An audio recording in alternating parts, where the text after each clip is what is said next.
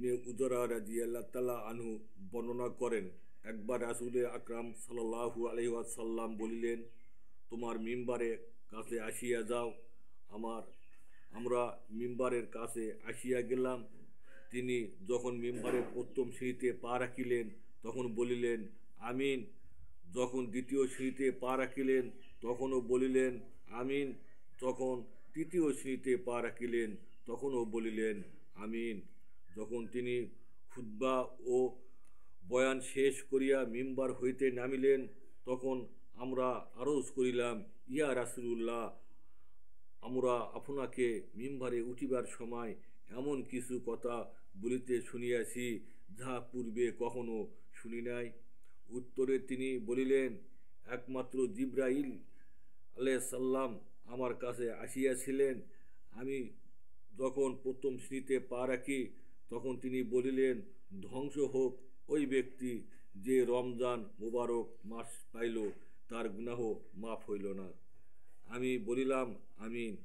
যখন দ্বিতীয় সিঁড়িতে পা রাখিতে তখন তিনি বলিলেন, ধ্বংস হোক ওই ব্যক্তি যার সম্মুখে আপনার নাম উচ্চারণ করা হয় কিন্তু সে আপনার প্রতি দরুদ পড়ে না।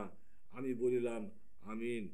যখন তৃতীয় সিঁড়িতে পা রাখি তখন তিনি বলিলেন, ধ্বংস হোক ওই ব্যক্তি যে পিতামাতার উভয়কে অথবা তাদের কোনো একজনকে বৃদ্ধ অবস্থায় পাইল কিন্তু তাহার প্রতি জান্নাতে প্রবেশ করাইল না। ফায়দা, উক্ত হাদিস হইতে জিবরাইল আলাইহিস সালাম তিনি বদদোয়া করিয়াছেন এবং হুজুর সাল্লাল্লাহু আলাইহি ওয়াসাল্লাম এই তিনটি বদদোয়ার উপর আমিন বলিয়াছেন। প্রথমত, হযরত জিবরাইল আলাইহিস সালাম এর মতে নৈকট্যপ্রাপ্ত ফেরেশতার বদদোয়ায় যথেষ্ট ছিল। তারপর আবার রাসূল সাল্লাল্লাহু আলাইহি ওয়াসাল্লাম আমিন ইয়ার সহিত যোগ হইয়া আরও কত কঠিন বানাইয়া দিয়াছে তা স্পষ্ট বুঝা যাইতেছে। আল্লাহ তাআলা মেহেরবানি করিয়া আমাদিগকে এই তিনটি জিনিস হইতে বাঁচিয়া থাকার তৌফিক দান করুন এবং আমি সমস্ত গুনাহ হইতে রক্ষা করুন। নাসে ধ্বংসের ব্যাপারে কি সন্দেহ থাকিতে পারে?